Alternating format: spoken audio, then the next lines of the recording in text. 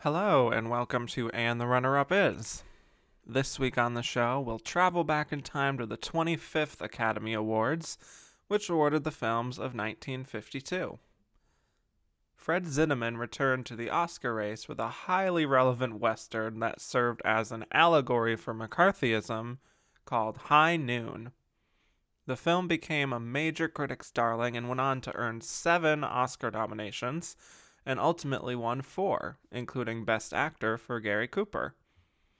But it was the big spectacle, The Greatest Show on Earth, that rather controversially won Best Picture in the end, pulling off an upset over High Noon. So why did High Noon come up short? We'll explore all this and more as we discuss how the Oscar almost went to High Noon.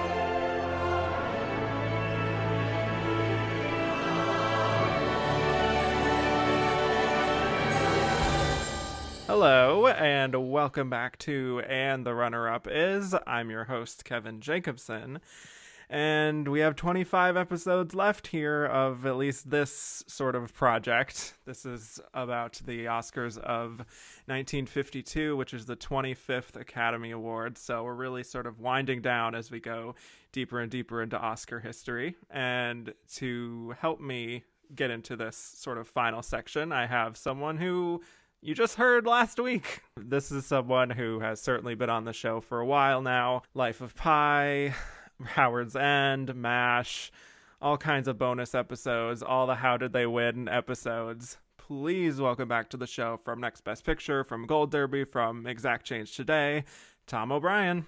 Hey, everybody. Hello, long time no talk. And Oh, jeez. But in a way, it has been since our last regular episode talking about MASH. So we're in a whole different era of Hollywood at this point. So true.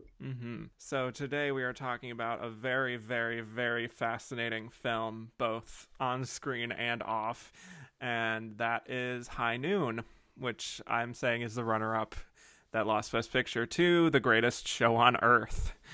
So let's get into High Noon. It is a Western based on the short story The Tin Star by John M. Cunningham, and it tells the tale of Will Kane, who is the marshal of a small town in the New Mexico territory, who gets married to a woman named Amy, who is a Quaker, and they intend to honeymoon, and then Kane learns that a man named Frank Miller has returned to town, and Frank Miller is an outlaw that Kane sent to prison, and now he's been released and he wants revenge. So Kane tries to round up some of the townsfolk to help defend him against Frank, but he soon finds that they are unwilling to help him for various reasons, and Kane realizes that he's going to have to face Frank alone. So the film was, yes, the film was directed by Fred Zinnemann and written by Carl Foreman. Gary Cooper stars as Will Kane, Grace Kelly as his wife Amy, Lloyd Bridges, Katie Jurado, Lon Chaney Jr., Lee Van Cleef, Thomas Mitchell, Otto Kruger, and Ian McDonald as Frank Miller. So usually I talk about box office here, but numbers are kind of inconsistent once we get all the way back in 1952 with a lot of sources saying different things. But let's just suffice to say that High Noon was a hit. It was one of the top 10 films of 1952. And it was nominated for 7 Academy Awards, tying with The Quiet Man and Moulin Rouge for the most nominations of the year. And High Noon walked away with 4 awards, but not Best Picture. So, Tom, there's a lot to talk about with High Noon. Let's just talk about your general thoughts and your relationship to this film, because I know you are kind of a Western guy yourself. I am. I really am. This is, on its surface, a really conventional Western. A sheriff, current sheriff, has put away somebody in prison. He's getting out, and he's having his friends come in, and they're going to gun him down. And, which is fine. We've seen this in Westerns in the late 50s and 60s on TV. So it doesn't seem to be very special. Nonetheless, think of the time that it was in. It was a a story where people abandon the person in charge who had the righteous argument about how things should be done. And it was the McCarthy era, and a lot of people see High Noon as a McCarthy era icon in terms of how people stood up and were brave and really fought against that.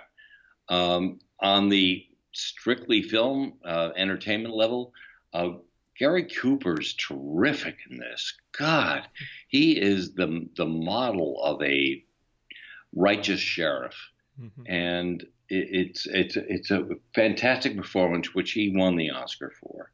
It also won for editing, music score, and best song. The song is in the entire film. Yes. It is integral, you could say. Yes. Which is more than you could say for some original songs. That's true.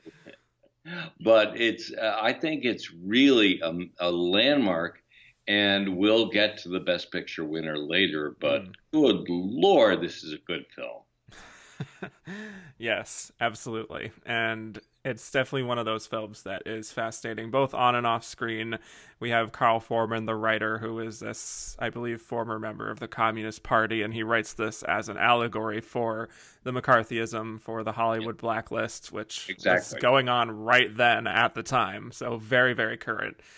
And it's about people being terrified to take a risk and call out this political force that was coming to ruin an entire industry and force thousands of people out of their jobs.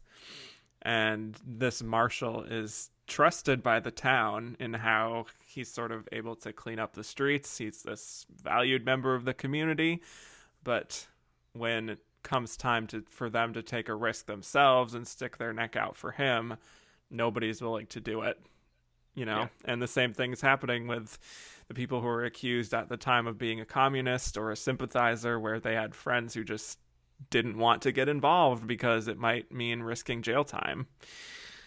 So, I mean, really, when you talk about a movie that just sort of defines 1952, I think this is just right up there at the top, I would argue. And I would argue that it defines 2019. Yeah, all these, how many years? 67 years later? Really, though. Yep. It resonates. Yeah. I mean, there are Republicans who will not defy Trump because they're terrified of him. Mm-hmm. But sort of in secret, they have these feelings, but... They do. And so do the people in this film. Yep. They really support the sheriff, but man, I'm not going out there. Right. Let him do it. Mm-hmm. I love the film. I think it's brilliant. I think there's no scene out of place. I love that it's only 85 minutes, but it feels like that's the exact amount of time that's needed to tell this story. The use of real time is just so smart for this story, because you do feel the clock running out, True. And we talked about this a little bit last week with the Hurt Locker, Yes. No. The ticking clock thing is always compelling. And it's almost like you're just like tipping over the hourglass and waiting for the sand to fall. Look at the runtime, less than an hour and a half. It's like the length of some of these extended episodes of these cable dramas. but it never feels rushed. It really just suits it so well. It's every choice is so important, and I do appreciate long movies when it suits the epic scale of a story, but this doesn't need to be that. And not only that, I think the editing of the individual scenes, I think it keeps you so engrossed. And the use of close-ups, especially on Gary Cooper's face. Oh, man. As he's increasingly becoming more frustrated, and you can practically feel the sweat. And I mean, he's kind of getting older, so you could see the wrinkles on his face. And so that's a big part of it as well. It's a huge help. Yeah.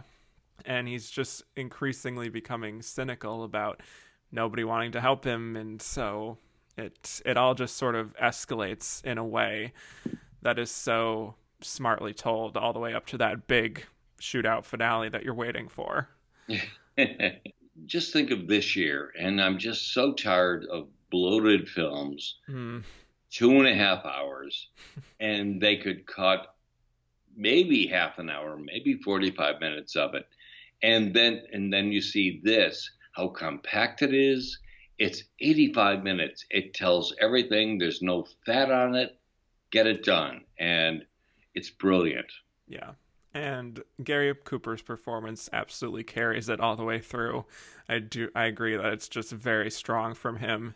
And some of it comes from his character arc, I think, but I think you definitely sense the weariness as time goes on with how much no one is willing to step up and help him. Yeah. And he has that very sturdy masculine presence that he often has.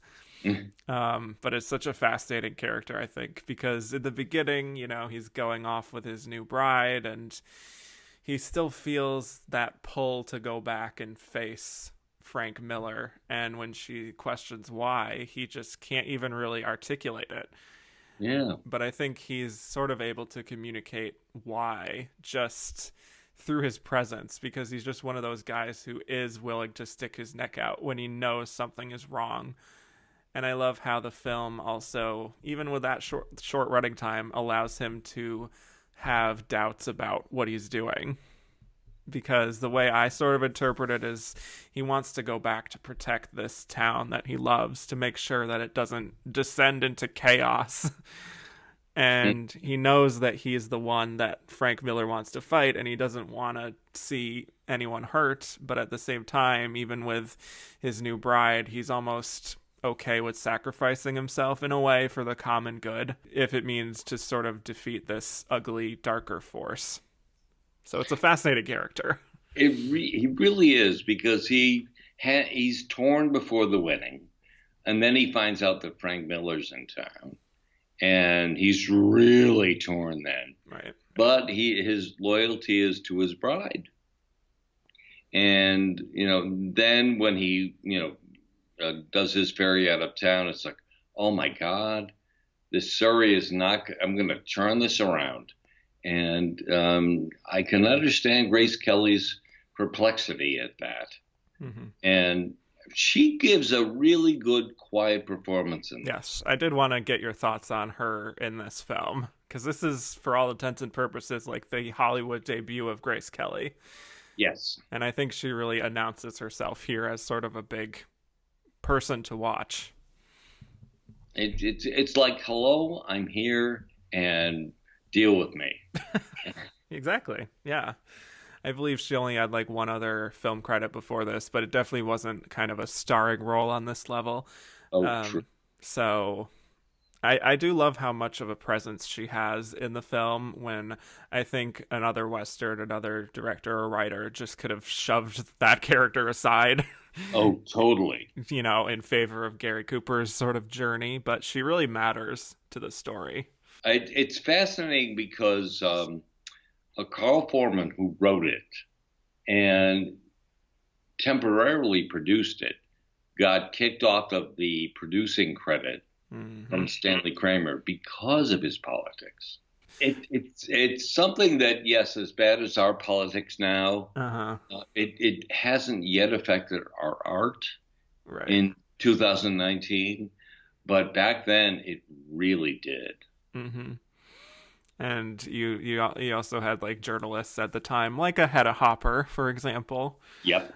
Just blatantly calling out films like this, basically saying that they're un-American and doing anything in her power to not only get them out of the Oscar race, but to just sully their entire existence and even make things up about them.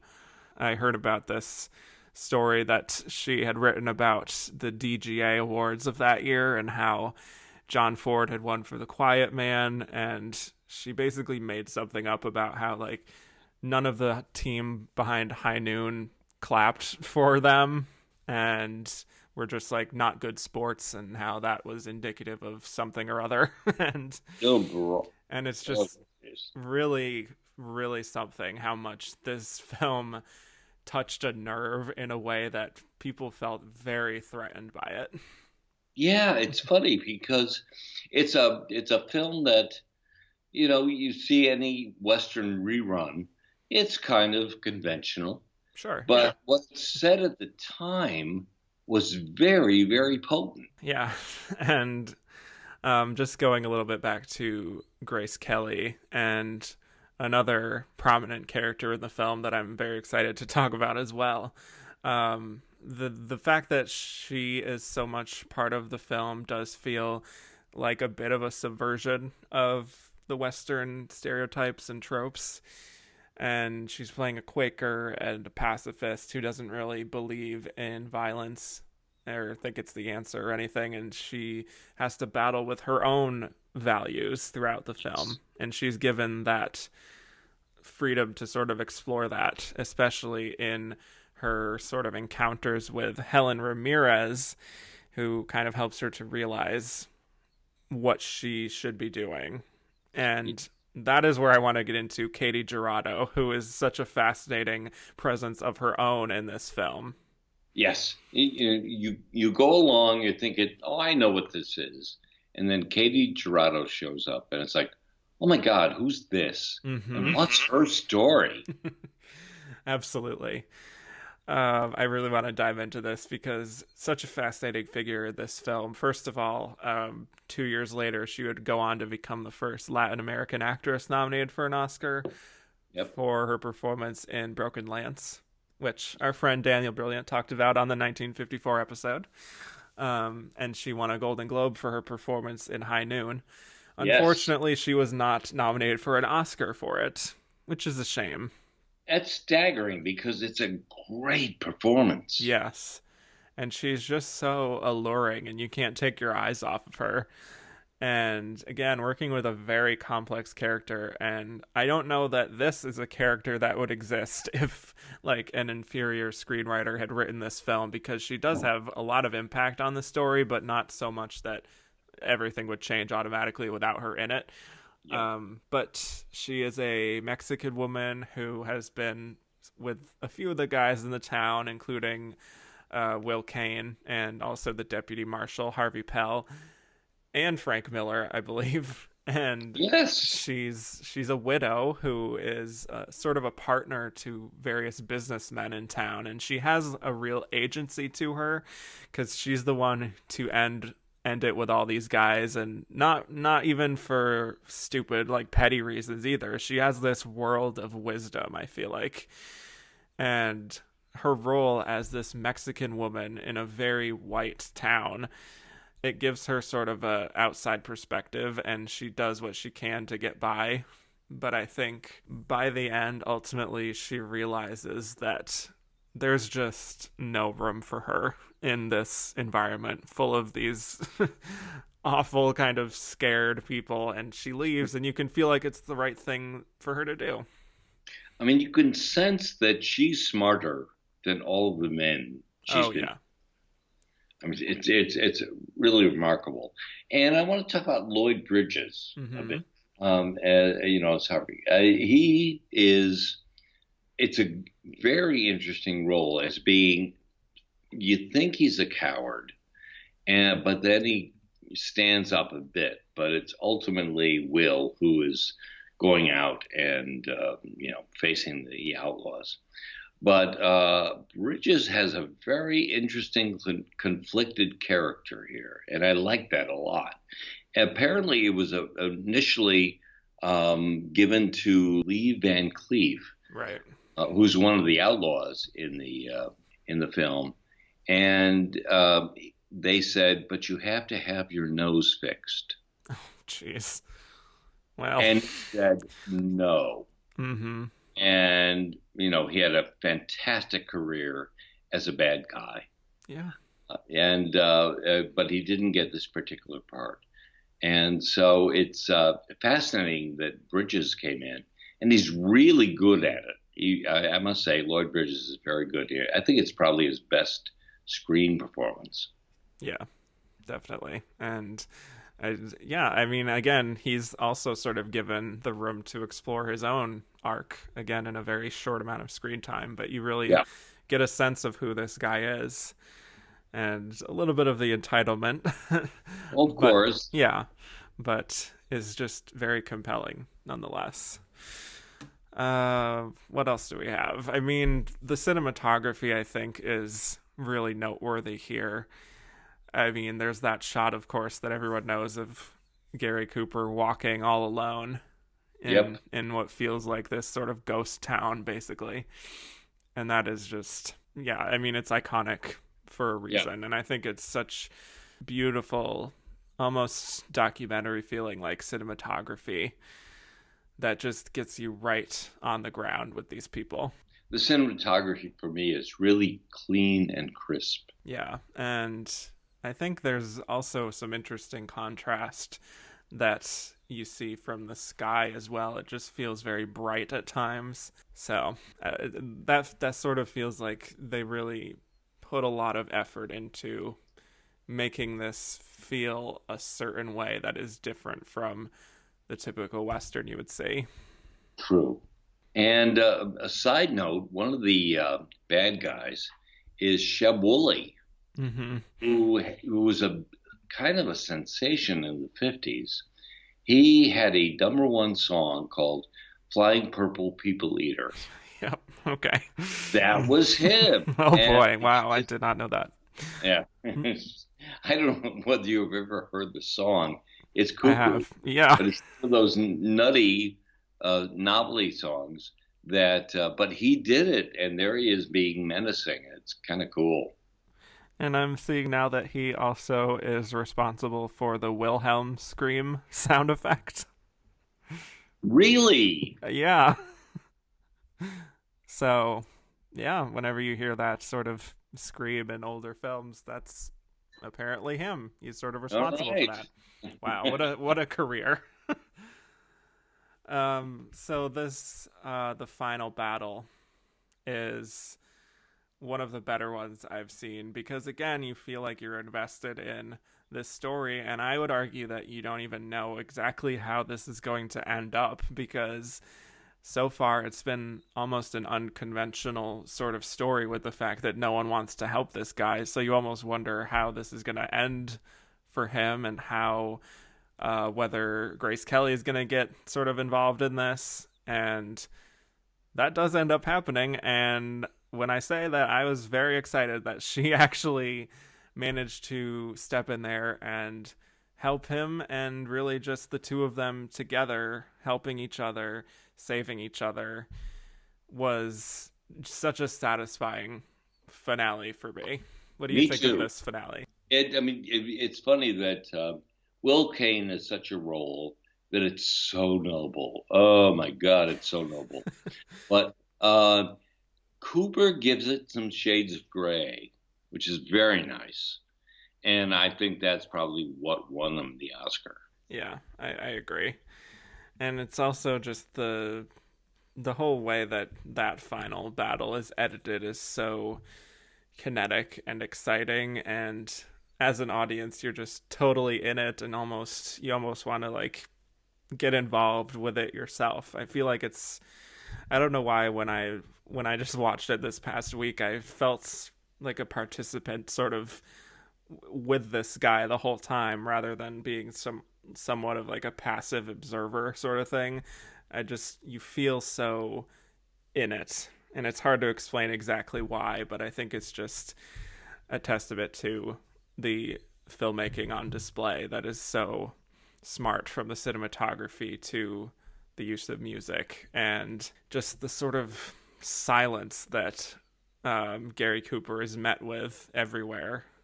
That And you see the people cowering, yeah, and you just want to yell at them. exactly. You jerks, get out there Yeah, and put your lives on the line because it's important. yeah. And then in the end, we have him throwing down his tin star and just leaving it on the ground and walking away from this town, presumably never to return. I would not blame him if he didn't want to see these people ever again. Me too.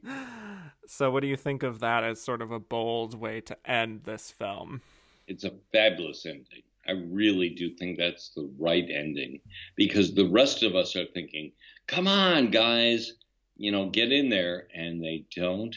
So, F you to the rest of them. And I'm go on with your bride and have a wonderful life and take these all cowards behind. Yep. Yep. And it brings to mind some films that are like about setting aside differences and sort of coming together in the end. And whenever I see movies like that, sometimes they work very well and you appreciate them, but other times you just want to be like, this is such an environment that is so toxic and so bad for so many people that at a certain point you just have to go your separate ways. And I really appreciate that the three characters with Gary Cooper, Grace Kelly, and Katie Gerardo Yep. all just leave town and will never come back. And I think that is just such a great way to end this film, and a way that it makes you think about all of the people in Hollywood at the same time who felt like they were not being heard, that they were just being silenced, and that their friends wouldn't help them, and just be like, screw this, I'm leaving the business. And that's something that still happens today, and it's echoes in sort of the way of the sexual harassment that goes on at the same time, So, Yep. I think that's why we chose this film. yeah. Part of it is that, yes, The Quiet Man won Best Director. And normally that would be enough for us to say, okay, that's the runner-up. Right. But this one has resonance that the other one doesn't. Exactly. And today it still is there. Are people speaking up against what's going on? And some are, but more importantly, some aren't. And we have to look at them. And I wonder if when you watch this film and you look at all of those people who were scared, because a majority of the characters in this film are scared and don't want to help these people, or don't want to help him. And I wonder how much the film is judging them for that, or just sort of saying that this is sort of a fact of life, Well, I don't know. There is a montage of people who had said no as the gunfire is going off. Right. Harry Morgan, a bunch of other people. I think it is condemning them for being silent. And, it does carry over for the 60s, 70s, 80s, 90s. And now, someone like Lindsey Graham, completely, abandoning his principles. Dignity. Yep. Yes. Okay. No, well, that's enough for me. That's right. No, it's true. It's absolutely true. And it's so sad that this is still a story that will resonate in 2019. You would think that this sort of thing, the McCarthyism and this sort of unwillingness to help your fellow man, sort of in the separating of right from wrong, you have to sort of help each other. And the fact that there are so many people still who just can't do that, and in some ways it's getting worse because of how divisive this nation is right now. Yeah, it's just very, very timely. And probably when we get into the Oscar coverage, I think we can probably talk about why it might have just hit too close to home for a lot of people. It may have been for it to get Best Picture, but it is absolutely, for me, the film, especially in this Best Picture lineup, that will resonate for years and years and decades to come, more than any of these films combined. So it says a lot. Indeed. So when we come back, we will be discussing why High Noon lost Best Picture to The Greatest Show on Earth.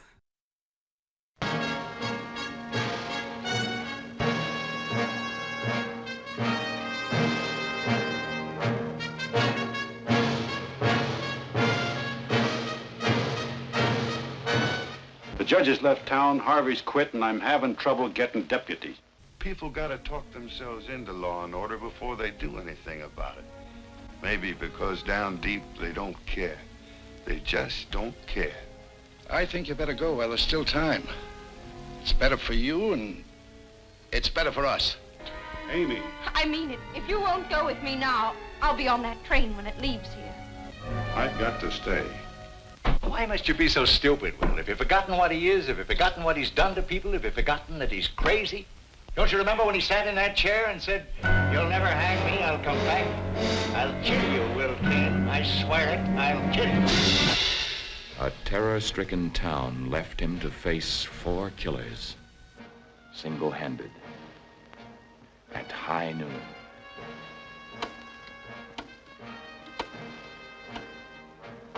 With every swing of the pendulum, with every second, a man's life ticked away.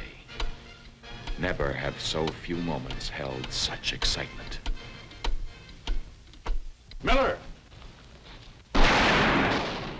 What kind of woman are you? How can you leave him like this? Does the sound of the guns frighten you that much?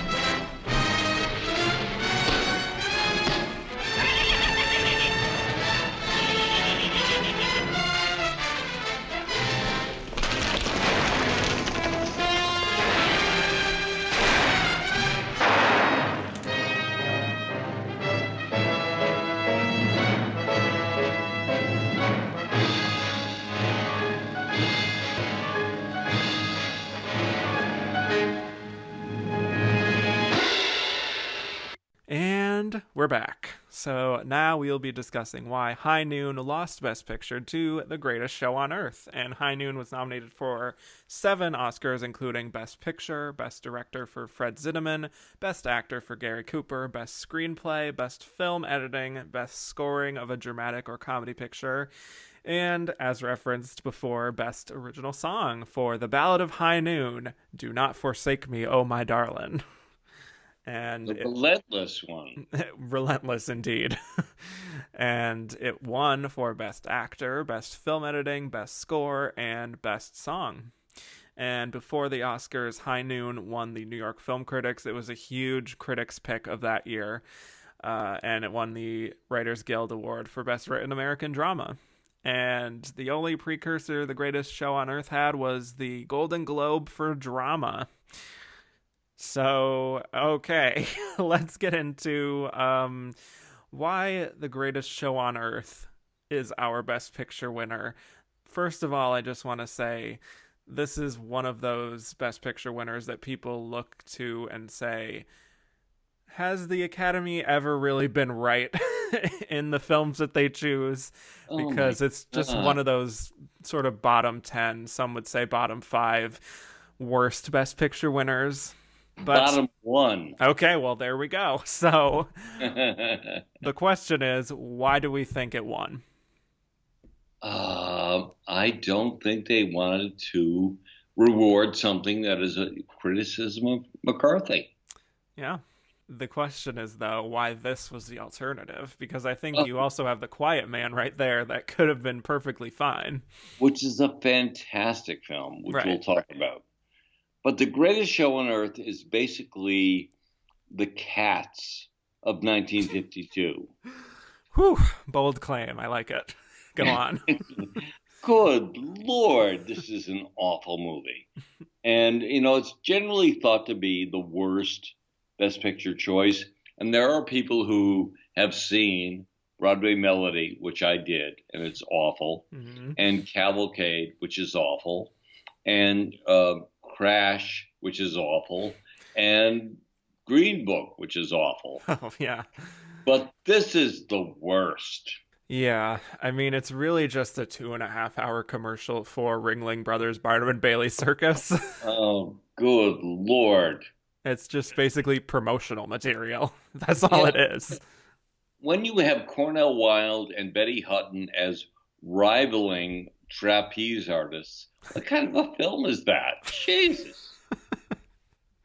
That is indeed one of the main conflicts of the film. Yeah, I mean, we see pretty much every circus act played out in full without much narrative purpose other than just giving us the feeling of going to the circus. which is great. fine spectacle, sure. And I won't deny that sort of the production values are pretty strong, but I mean, Tom, you and I just got done talking about another film that was big technical prowess without much story. Avatar. Yes. And I have to say that this is very similar for me because the story is really just as thin as they come and none of the characters resonate. I guess outside of Jimmy Stewart playing a clown who won't take off his makeup, which is just a weird image to me that just sticks out for some reason. I mean, it's a good performance, Sure. but it is weird. Yeah. And it's sort of revealed that he euthanized his wife previously. And I'm just like, where is this coming from? What are we doing? Yikes. Yeah. There's not much here of interest. I mean, the acting is so melodramatic in the worst way. And the love triangle is completely a nothing burger. Totally. I sort of like the train crash moment towards the end just because it feels like we're actually getting something substantial. But other than that, I really don't understand how this won Best Picture or even why it was nominated in the first place. It's now I have to say I'm giving things away. Mm-hmm. I was alive when this picture was open. Wow. That's how old I am. I was one. You're so brave. That's fine. Yes. But nonetheless, geez Louise, they had bad taste back then. Mm-hmm. Yeah, I think this is just one of these things where the big picture is awarded Best Picture, and that doesn't mean indeed Best Picture. It's just the biggest spectacle. They did a lot with it. I mean, Cecil B. DeMille was certainly a name and had all these stars in it and was certainly a headline grabber and made some money. Oh, sure. So all of those things at least contributed to it, and was probably just felt like, of all of these films, this is just the safest, the least political, just good old-fashioned entertainment. And don't you want that instead of what High Noon is forcing you to confront in your own community? It's true because High Noon was very heavily favored. Exactly. Going into it, it was going to win, and then this thing comes up, and sorry, but it's really one of the worst Best Picture picks ever. I've seen Cavalcade and Broadway Melody of 1929, which is really bad, but it was crude.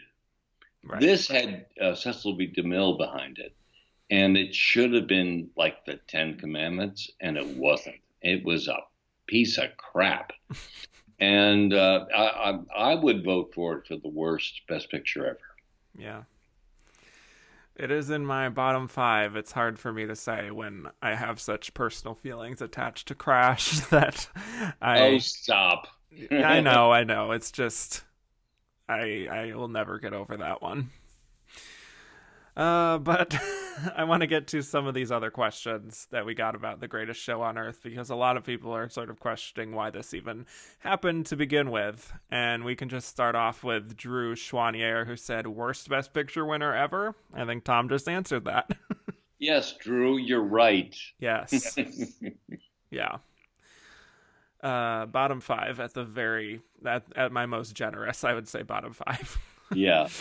And then Mark Lamb says, was The Greatest Show on Earth beating High Noon a way to support DeMille's right-wing anti-communism and rebuke Carl Foreman, whose testimony was as a non-cooperative witness and former communist?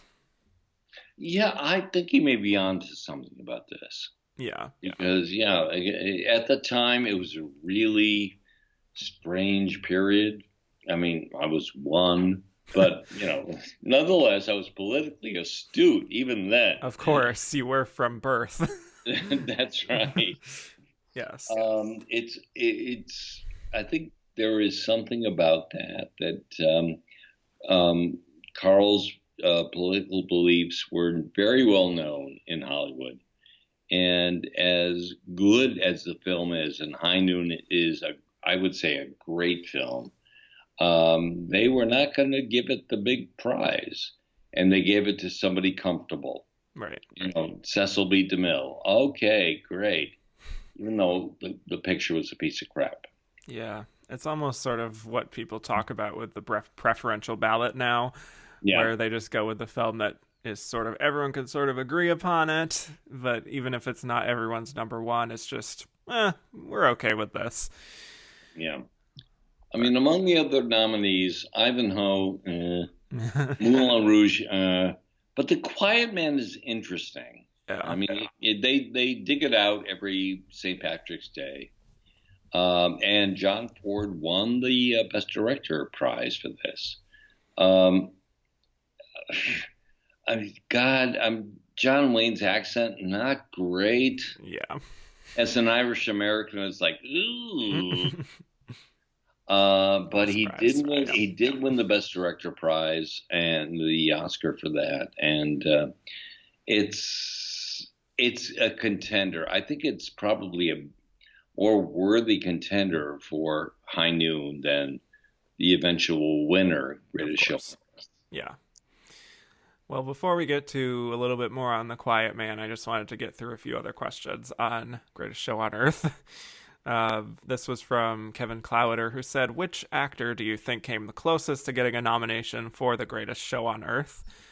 So it, of course, did not get any acting nominations, because why would you? And I guess I would say Jimmy Stewart. But there's honestly no one that I can really pick out. No. I mean, if I, gun to my head, I'd say Stewart for supporting because it's so different. But it's not great. Yeah, and he probably wouldn't even compete in supporting because he's a star. That's true. Yeah. That's just how it was in those days. Yeah, and then this is from Michael Eddy, who said, not a question, more of a comment. The Greatest Show on Earth winning Best Picture in competition with High Noon and The Quiet Man might be one of the dumbest, most undeserving Best Picture awards in the history of the Oscars. Agreed. Yes. Stamped yes. Yes. And as we transition into The Quiet Man, I did want to also mention that John Wayne famously did not like High Noon.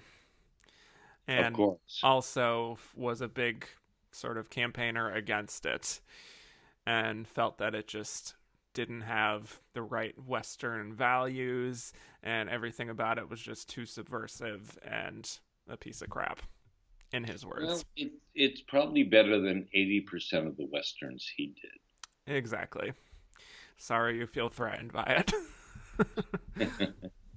So let's talk about The Quiet Man a little more, because this is where I can say that choosing High Noon as the runner-up here was not as easy as you might think, because of The Quiet Man winning Best Director for John Ford, and normally that is indeed my go-to indicator for the likely runner-up, just because of how tied it is to Best Picture.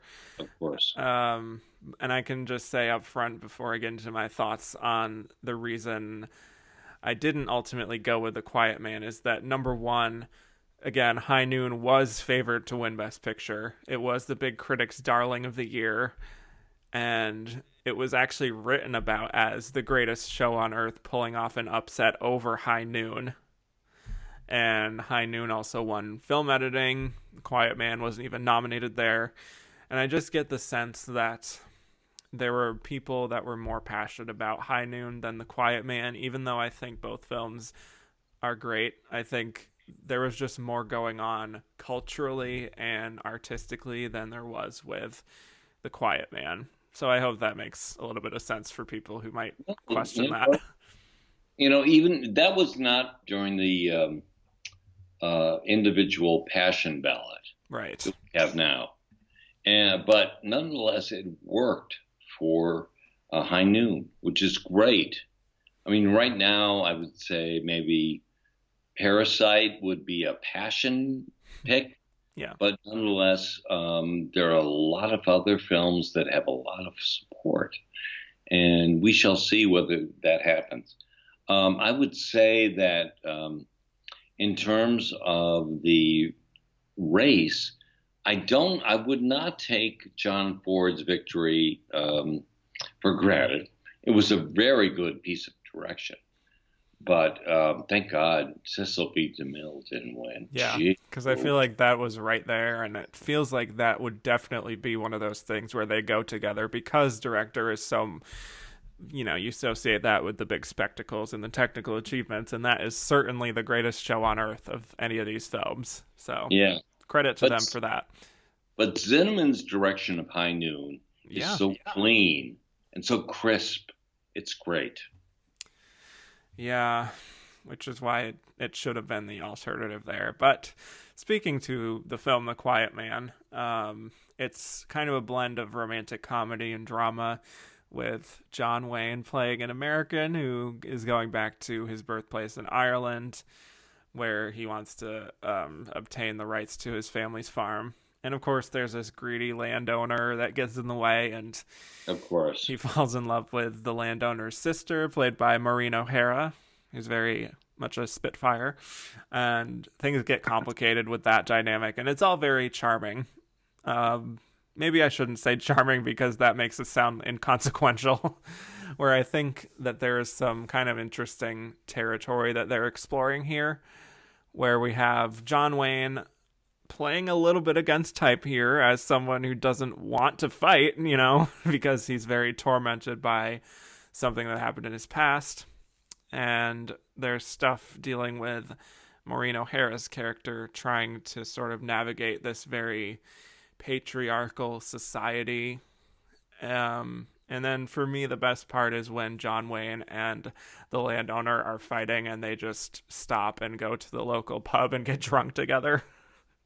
Well, at the end. What we do. Yeah, I figured. Yeah. So, of these 5 films, I would argue that it's probably the most enjoyable to watch on just an entertainment level, and I sort of understand why John Ford won, because the film is also really gorgeously photographed. It's beautiful. Not only that beautiful greenery of Ireland, but also some of the shabbier parts too, and I think he handles the shifting tones really well too. Yeah, it's a beautiful film to watch. I mean, they drag it out every St. Patrick's Day, but O'Hara is terrific in this. People really kind of downplay her as an actress, and especially in the films that she does with Wayne. She is really powerful, and I really, really appreciate this here. Yeah. So, it would be fun. It would be fun talking about that more, and that will certainly be the one whenever I get to it on second thought. All right. To talk about. So that will be coming in the distant future, but a very fun one. Definitely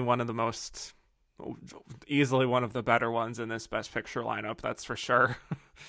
Yep.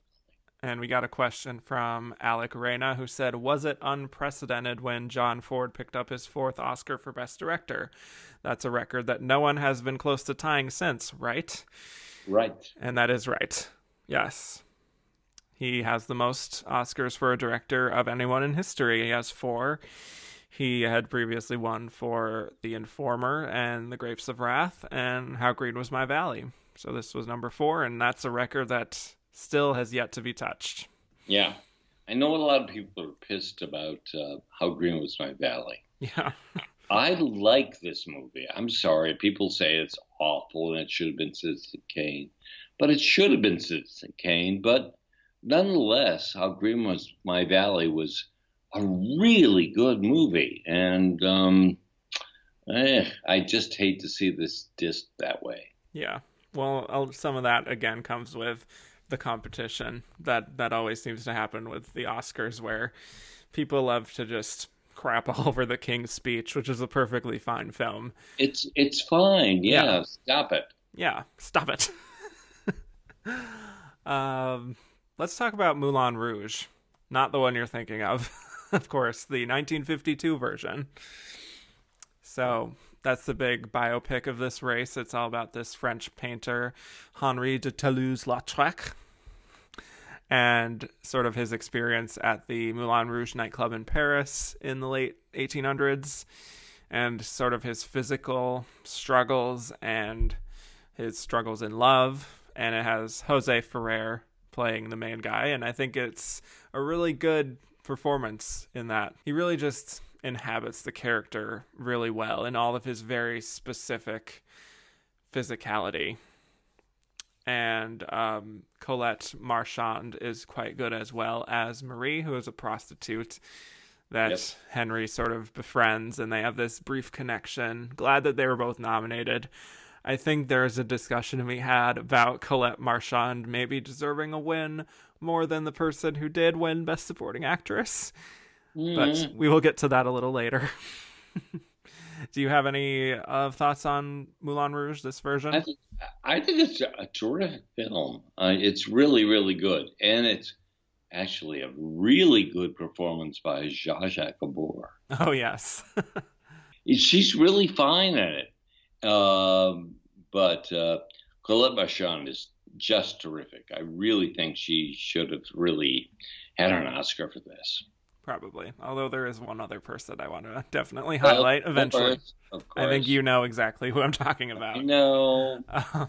Well, this is from the person formerly known as Faye Dunaway's Salad Boy, who is now known as, of course, Mr. Mistopheles. All right, fine. Hey, it's in the air. Do you think that the musical version of Moulin Rouge has made this version non-existent in culture? I love them both. I think it helps it. Okay, go on. Because it's like, where did this come from? I mean, some people would go to the Baz Luhrmann musical, but if they are curious, this 1952 British drama is really good. Yeah, with great performances, and I would hate to think this is being sidelined. Right. I mean, it's very clear that the musical version from 2001 is the bigger cultural footprint at this point in the year of our Lord 2019. And still. But I think, yes, if people want to check this out, I would say that it might be a little misleading, because if you might think about it's about the nightclub, it's not. It's about an artist. Yeah. But still, I think it's a very beautiful, very artistic look at a painter and the way he expresses himself. So and Ferrer is terrific. He really is. And I would have accepted him winning if it couldn't be Gary Cooper. So yes. Yeah. Yeah. Then our other Best Picture nominee is Ivanhoe. So this is our medieval sort of adventure film nominated here. It's only nominated for 3 Oscars, including Best Picture, so probably the film in 5th place in terms of voting. It's like, what the hell is this doing here? Yeah. Why isn't Singing in the Rain in there? Well, we'll get to it. Believe me. Oh, yes. I'm pissed. I know. It doesn't really make sense. We've got Richard Taylor, Elizabeth Taylor, Joan Fontaine. It's directed by Richard Thorpe. It's the story of Ivanhoe, who is a Saxon knight who's looking to free Richard the Lionheart from his captor. Phooey. It's very swashbuckling. I mean, Elizabeth Taylor is nearly burned at the stake at one point, which I found to be kind of interesting. That's fun. Yes. The problem for me with Ivanhoe is that it feels so cheap looking that it's hard to really take much of anything seriously. And I don't know, maybe I'm not supposed to think of it as that in that kind of a serious light, but it just feels a little cheap and clunky in a way that sometimes it can feel like an amateur production. Yeah. Basically, and this is a bad movie. Okay, fine. It's not very good. Yeah, I felt bad saying that, because you could feel like there's a spirit of sort of adventure in it, and you could feel like people are trying their best, but it's still just not. It's honestly, I hate to use the B word, but I think it's just boring when it really shouldn't be. Let it go. All right. I guess we're done. Do you have any thoughts overall on this Best Picture lineup as 5 films that represent 1952? No, definitely not. You know, the wrong film won, but the other, 3 are okay. But God, Ivanhoe, really? Instead of what we're going to talk about, Singing in the Rain. Exactly. Yeah. This is one of my least favorite Best Picture lineups that I've covered so far. I sort of enjoy Moulin Rouge, and I think The Quiet Man is good, and I think High Noon is clearly towering over everything. The other 2 I have no use for. And no. Just, I mean, they were box office hits. Let them be box office hits. You don't have to also give them Oscar nominations. That's my thought. Right. Yep. Okay, well, moving on to bigger and better things, let's talk about Should Have Been a Contender, some other films that were not nominated for Best Picture, but clearly deserved it more than most of this lineup. So, Tom O'Brien, what's your number 1? It's clearly... Yeah. Singing in the Rain, for God's sakes. Yes. I mean... I see it. Yeah. I see it all the time. It's so good and so well made and so crisp and clean. Is flawless for me. I think this is truly one of those black marks on Oscar history that not only was Singin' in the Rain not even nominated for Best Picture, but that it only earned 2 nominations. That's it. Pathetic. For Best Supporting Actress and Score. And it won neither of them, of course. Of course. I mean, truly one of those films that just... I'm going to get cheesy here, so please all right, indulge me. It's just one of those films that makes you fall in love with movies. It's true. Yeah. Not only because of how enjoyable it is as a musical, but because it lets you into this world of movie making at a very crucial time in the transition from the silent era to the talkies. I mean, Gene Kelly, I adore that man. I mean, he's absolutely phenomenal. Yeah.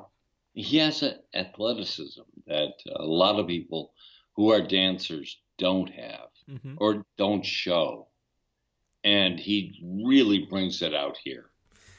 The things he can do with his body, I mean, are enough to earn him an Oscar nomination at the very least. And I do think he was snubbed. I mean, just a stellar physical performance on top of everything else. All of that complex choreography. And I mean, that, of course, the Singing in the Rain, Dancing in the Rain number to the whole Broadway melody sequence. Oh, good Lord. And then the Moses supposes scene, just incredible. I mean, I love this. Yeah. Debbie Reynolds. Oh my gosh. I've never loved her so much. Yeah. She is just so radiant and such a classic Star is Born type of performance. And then Donald O'Connor as Cosmo. What a great sidekick. Truly. One for the ages. The make 'em laugh sequence. Oh, Lord. Yeah, really. It's just one of the best pieces of physical comedy and choreography that I've ever seen. It's iconic for a reason. This is just one of those films that endures, and I'm so happy that it continues to endure even 67 years later. It's such a joyful experience. I mean, so many people have forgotten. We're talking about other films, but Singing in the Rain is on everybody's front lobe. Everybody knows it, and it's so true. And I want to shout out Jean Hagen. Oh, yes. She, I would argue, deserved Best Supporting Actress. Sure. I mean, it's a classic performance. Yeah. As a woman who is very much struggling to make the transition from silent to talkies, truly one of the best comedic performances I can remember. Yep, and she doesn't have the pipes to do it because she has a really crazy, irritating voice. Mm-hmm. But she wants to do it, and she's determined to do it. I love it so much. Yeah, I do too. And yeah, I mean, honestly, I think all four of them deserve nominations because they're just all so radiant and committed to getting down this choreography so perfectly, and they bounce off each other so well. Yeah, I would like to have a shout out to Gene Kelly. Yes, He for real. really has never really gotten the acclaim he should. Yeah, and it's odd. I mean, why do you think that is? I don't know. Is he a dancer and a dancer is not really an actor? I don't know. But he's great in this. He did get an honorary award the year before, I believe, just for his sort of versatility. That's what it says on his sort of special honor thing. And you could see why, and I could guess that's probably why there's no urgency to give him a competitive nomination, but still, I think he earned that here. But we should get into this. Jeffrey Kerr asked us, why wasn't Singing in the Rain able to make a bigger splash, pun intended, at the Oscars, especially given that this was just the year after the Academy embraced Gene Kelly's previous movie musical, An American in Paris, with open arms? Well, thank you, Jeffrey. That's a great question. Yes. I mean, is it just that they didn't want to go back to the well with that sort of thing? Maybe. They do that. Yeah, like we've sort of taken care of this artist or this kind of film. Gene Kelly is done. All right, we'll move on. Right. We need to take care of Gary Cooper. Good. Which is fine. Yeah, I'm not arguing against that. But yeah, it's really hard to say. I don't know how much of a hit Singing in the Rain was. It was not. Right. So that can certainly have an impact. Clearly it does in a race that values box office over quality. Yep, true. So I don't know. Yeah, it's just one of these things that will always stay in the Academy, that they never properly gave this film its due, because I mean, it's hard to say between this and High Noon which would deserve it more, because they're operating on such different frequencies that you can't even compare them. True. But I mean, if High Noon had lost to Singing in the Rain, I would have no problem. I guess I should say. Yeah. So, any other thoughts on Singing in the Rain? No. I mean, but by God, that is the film that really lives on. Truly incredible. It totally endures more than anything, more than even High Noon. True. So, I want to talk about the Best Actress winner of this year. We have Shirley Booth, who is in Comeback Little Sheba. I don't know how many more nominations I would have given it, but I just wanted to highlight her performance. She wins Best Actress, and for me, it could not be more deserved. This was her first film. She was adapting it from her own Tony-winning performance on the stage a few years prior, so sort of for a modern comparison, like a Viola Davis and Fences situation there.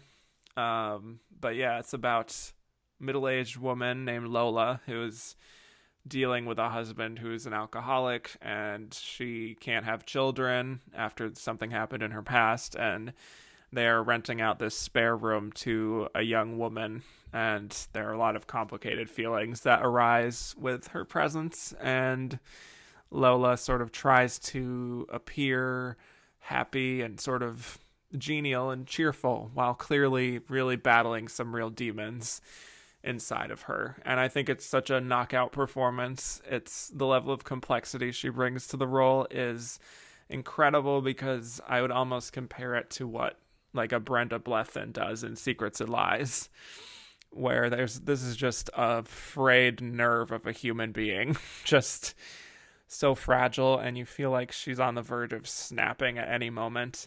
And for me, it is one of the absolute best actress winners in all of Oscar history. So, anything to add to that? No, thank you. Okay, what do you feel about the film and her performance? She's great. I mean, terrific, absolutely wonderful. It's a performance that is really one of the best of the 50s. For sure. Yeah. At the very least, I would At argue. the very least, yeah. Yes. And, I know she wound up being Hazel on TV. Yes. That's probably where people know her best. But go back and see this performance. This woman is remarkable. Mm-hmm. Just very vanity free, just True. kitchen sink. Just, yeah. And Andrew Carden, our friend Andrew Carden, asked, did Comeback Little Sheba deserve a Best Picture nomination? I would say no. I think it's fine with the nominations it received. But he did specifically want us to gush over Shirley Booth, who is his all-time greatest Best Actress winner. All right. So I would say certainly Come Back Little Sheba is better than The Greatest Show on Earth. Yes, that's fair. And and Ivanhoe, I would argue. I mean, I would have been fine with it compared to what actually got in, but probably not on its own in a stronger year. No. True. But Juan Carlos Ollano asked us, who was Shirley Booth's closest competition for the win? Or was it a clear win? Ooh. I think it was a clear win. Yeah. I can tell you from reading Inside Oscar that it was just her as the front runner from the moment people saw this performance, and there wasn't really an alternative. Yeah. So, sure. I mean, Susan Hayward with A Song in My Heart was a possibility for some. Joan Crawford in Sudden Fear. The other two, not so much.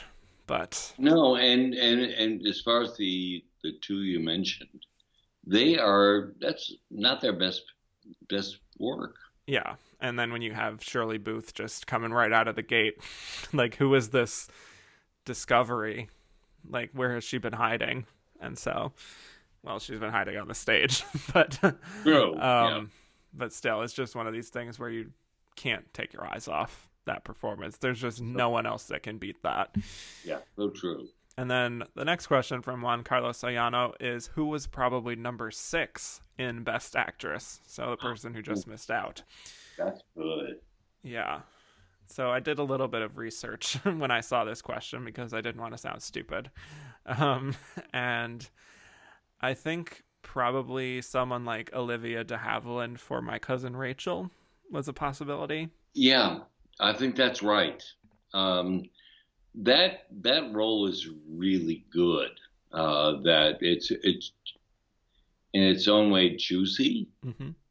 and I could see her getting in for that because I mean, she's so good. Yeah. Maybe someone from High Noon. One thing I didn't cover is that there was a bit of a mistake on Stanley Kramer's part because he submitted all of the actors from High Noon in the lead categories. Oh, no. So, yeah, nobody could compete in supporting. I do think that's where Katie Jurado would have gotten a nomination if she was there. God. Because she won the Golden Globe. Yeah, in supporting actress. Yes. Yeah. So that's probably why that happened the way it did. Stupid. Yeah. But I'd say the fact that it's a top 5 film means that either her or Grace Kelly were probably close to a Best Actress possibility, even though their screen time was a little less. I don't know. Katie Jurado certainly closer. And then they said, Juan Carlos Ollano said a third question was, what do you think of Terry Moore? So Terry Moore is in Come Back Little Sheba as the girl who is being rented a room in this couple's house. I think she's fine. I mean, I don't really have a lot to say about it. No, nor I. I mean, she's okay. That's fine. It's not even really a role that I would have nominated, to be honest. But okay, that's my thing. Yeah. Okay. Do you have another film that you want to highlight here? Not really. That's the big one. That's the big one. Well, I have quite a few, so if you don't mind. I want to talk about The Bad and the Beautiful. Because this is the film, surprisingly, that won the most Oscars of 1952, despite not being nominated for Best Picture. It won 5 Oscars of the 6 it was nominated for, so huge support. Fascinating that it did not get into Best Picture, but it's kind of a Hollywood story directed by Vincent Minnelli, and it's Kirk Douglas as a big-time Hollywood producer and all the people around him who are affected by his personality, basically. And Lana Turner is great as an actress who falls in love with Kirk Douglas, but he only really pretends to fall in love with her in return for like a good performance out of her, so that's very complicated. And then we have Gloria Graham, who is the wife of an author who Kirk Douglas wants the rights to his book in order to sort of adapt it to a film, and she's sort of a Southern Belle type of character, and her screen time is very brief, which makes this one of the most debated winners in Best Supporting Actress. She only has a handful of scenes and doesn't have a whole lot of impact, but she does end up winning. I don't care. She's great. We did get some questions about her win. We had this from Jackson DeStefano, who said, if I recall correctly, The Bad and the Beautiful is the most Oscar-winning film without a Best Picture nomination. That is true. Why didn't it get nominated? So, again, I might argue that it might hit a little too close to home for Hollywood voters. I think you're right. Because it doesn't always paint some of these guys in a good light. Let's just say that. Really not nice. Right. That's why it's so good. Yeah. And then they also say, why did Gloria Graham win for such a nothing performance? I don't know. I don't think it's nothing. I'd say it's not a lot. No, but yeah, she would not be in my top 20 or so Best Actress winners for sure. But she does have a sort of presence about her that is very charming and affable. Yeah, maybe The Bad and Beautiful is something that could not be denied. Yeah. But they didn't want to give it picture or director or writer. Graham is a great outlet for that. Mark Lamb said, I am glad Gloria Graham has her Oscar, but Gene Hagen in Singing in the Rain, OMG. Oh, no, so right, Mark. God. Why was Hagen's comedic abilities in movies not utilized? She would play the 50s mom/wife for years on the Danny Thomas Show. Why wasn't she the next Lucy? Well, the key words are comedic abilities. Mm-hmm. The Academy doesn't like comedy. As far as the industry, I'm not too as familiar with Gene Hagen's career, so I can't really speak much to that, but I don't know. It's just a very bold comedic performance she gives, and sometimes that can be polarizing. Question mark. And there's only one Lucille Ball, so that's what I would say to that. Fine. Yeah. Yeah. Kevin Clowder said, do you think her role in The Greatest Show on Earth helped Gloria Graham win Best Supporting Actress for The Bad and the Beautiful? Yes, I do. I think it helped that she was in that, and she was also in Sudden Fear as well. So it was one of those years, again, comparing it to a modern day, like an Alicia Vikander, where this is just someone who was very present in a lot of movies that the Academy liked. And in better movies. Right. Right. So, yeah. It usually helps. Going to Sudden Fear, which is a movie I just watched yesterday. Oh my God. And going back to the Best Actress race as well, I wanted to highlight here with Joan Crawford.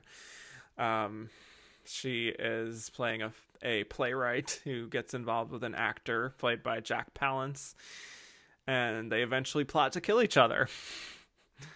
Very fun film noir, quite scary in parts, twisty stuff here, and I think Joan Crawford is just unlike anyone else for these kinds of film noir, thriller, horror types of films, because, not to be too shallow about it, but just like her eyes and her eyebrows are so expressive that they just convey that sense of terror really well, and she's really good in this. And the last 20 minutes or so are just almost entirely silent, where it's just her and Jack Palance silently waiting for each other, just ready to strike. And then the big confrontation comes, and it's just fantastic. And Gloria Graham is in this as well, and I would argue that maybe she should have won for this, because it's even juicier. So there you go. Very good. I think the only other one I wanted to talk about, I don't know about eligibility stuff with foreign language films, especially in that time, but I wanted to talk about Akira Kurosawa's film Ikiru. Amazing. Yeah. Good Lord. This Yeah. is a good film. Oh, yeah. I know it didn't come out in the US until 1956, which is probably when I should have talked about it in that episode, but it was first released in Japan in 1952, so I imagine it could have qualified for this year's Oscars in the foreign language film category, but of course there was only the Special Achievement Award at that point, so there weren't even nominees. At any rate, I really wanted to highlight Ikiru here because it is one of Kurosawa's best films, and I don't say that lightly. No. You know, I mean... it's one of my top 10 films of all time. Oh, wow. Yeah. This is a brilliant film. Yeah. And it's so quiet. You think my Kurosawa got swords and stuff with Seven Samurai. Not this. This is about human beings, and it's gorgeous, and it's beautiful, and it's perceptive. And the perceptiveness, it's so great. And I would say, please, if you have access to it, see it. Yes, absolutely. I have it on Blu-ray Criterion, and I treasure it. For me, it feels like, honestly, kind of the most personal film from him. And it's for those who don't know, it's about a businessman who has basically worked at the same company for 30 years, who finds out he has cancer and only has 6 months to live. And that really makes him question what he spent his life doing. And it's sort of what ultimately leads him to build a playground. And it's such a devastating film in many ways, but it's also kind of hopeful at the same time. In that way of, like, when you consider death and you really just look at it in the face, it sort of makes you wake up and realize what short time you have here, and it makes you prioritize what's really important. And I don't think any of this is presented in a sentimental way that's just meant to just manipulate you. Although I think the experience of watching this could maybe manipulate you into making some changes in your own life, possibly. But it's just so impressive and bold the way Kurosawa chooses to tell this story. Especially when, I'll just say, something happens at the end of Act 2, going into Act 3, and the film turns from just being about this one man's experience to being much more of a collective human being story. And it opens up the story and it plays with flashbacks, and it does so in a way that you weren't necessarily maybe expecting it to. And there's a very famous shot at the end of the film of the main character sitting on a swing in the playground singing, and it's just breathtaking. So there you have it. Any other films from this year you want to talk about? Not really. I would say Singing in the Rain is the big miss. Yeah. That's about it. There's also Viva Zapata, which we didn't talk about. Anthony Quinn, supporting actor win. Yeah. Which I don't necessarily love, but I just wanted to talk about it since it's a acting winner. Fair enough.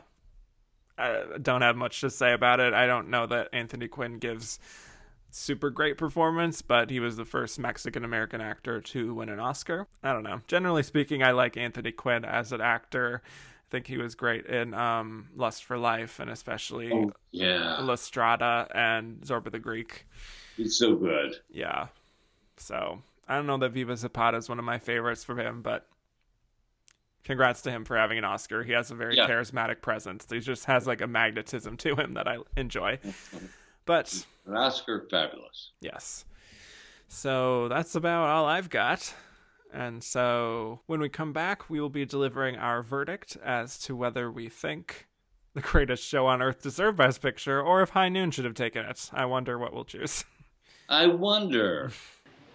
Those nominated for the Best Motion Picture are The Greatest Show on Earth, DeMille, Paramount, Cecil B. DeMille, High Noon, Kramer, United Artists, Stanley Kramer, Ivanhoe, MGM, Pandra, S. Berman, Moulin Rouge, Romulus, United Artists, The Quiet Man, Argosy, Republic, John Ford, and Marion C. Cooper. The winner is Cecil B. DeMille.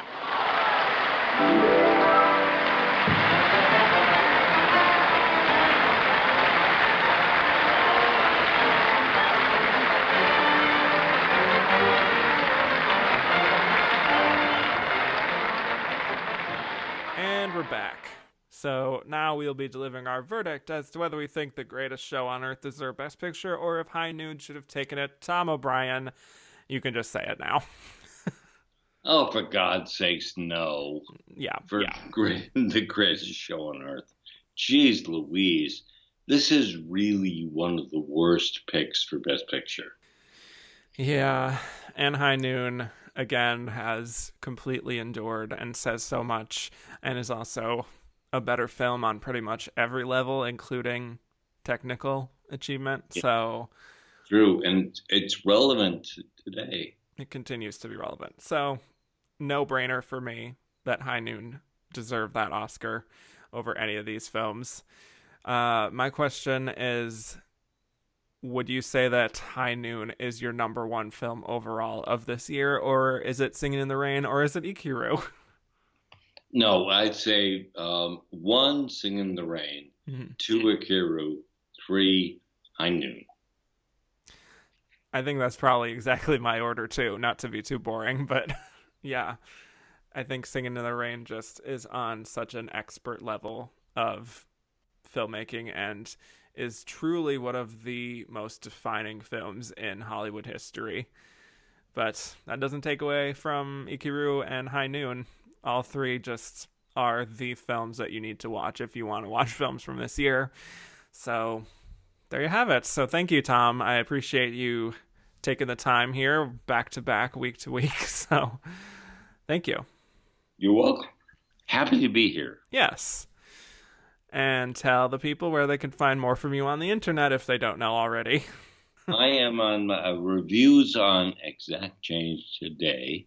You can find me with Hollywood Stories on goldderby.com. And then you can find me on podcasts on nextbestpicture.com. Yes. And you can find me on Twitter at Kevin_Jacobson. The show is at Oscar Runner Up. And you can follow my Hollywood coverage as well at Gold Derby. And you can rate, review, and subscribe if you so choose anywhere you can find podcasts. Preferably if you give me a review on Apple Podcasts, I will love you forever, as long as that's a nice review. And you can also, if you want to hear even more Oscar coverage, go to patreon.com/andtherunnerup and listen to some bonus episodes from some people like Tom O'Brien. So, once again, thank you, Tom. You're welcome. And I will bid you all adieu.